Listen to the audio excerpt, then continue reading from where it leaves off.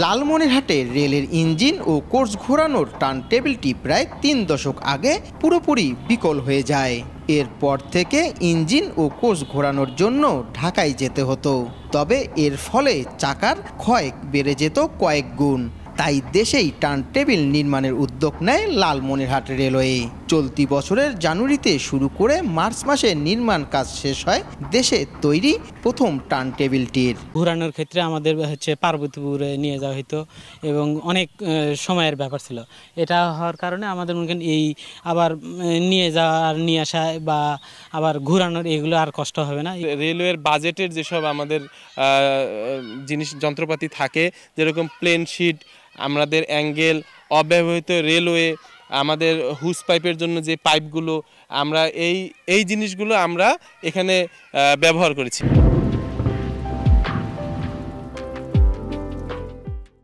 যে কোচগুলি উল্টো পাশে যেত সেটা এখন আমরা সহজেই সহজ পাশে করে নিতে পারবো।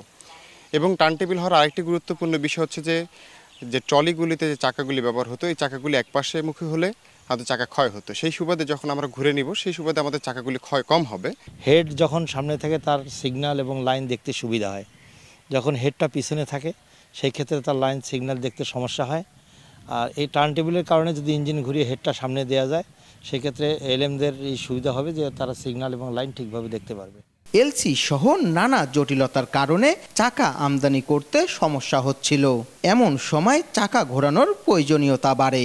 রেলওয়ের অকেজো মালামাল দিয়ে নিজেদের নকশায় স্বল্প খরচে নির্মাণ করা হয় টার্ন টেবিলটি, জানালেন রেলওয়ের বিভাগীয় যান্ত্রিক প্রকৌশলী। ইনোভেটিভ টার্ন টেবিল রেলের অকেজো মালামাল, মানে যেমন অকেজো চাকা বা অকেজো রেল লাইন, এগুলো ব্যবহার করে সাথে আর কিছু লোহালক্কর ব্যবহার করে তৈরি করা যায় কি না, এরকম কোনো ডিজাইন কিন্তু ছিল না, মানে সংরক্ষিত ছিল না। আমি নিজেই ডিজাইন করে সেটার আলোকেই একটা ইনোভেটিভ টার্ন টেবিল নির্মাণ করি স্বল্প খরচে, যেন ওই পারপাসটা আমি এটা দিয়ে সার্ভ করতে পারি। খরচের দিক থেকে কম হয়েছে ব্রিটিশদের তুলনায়, কিন্তু ডিজাইনটা আরও বেশি অপটিমাইজেশন করা হয়েছে, যার ফলে মানে আরও বেশি কার্যক্ষম হয়েছে বলতে পারি। লালমনিরহাট রেল স্টেশনের আধা কিলোমিটার উত্তর পূর্ব দিকে সিকলাইন এলাকায় ৯ শতক জমির উপর প্রায় ২৫ লাখ টাকা ব্যয়ে এই টার্ন টেবিলটি নির্মাণ করা হয়েছে।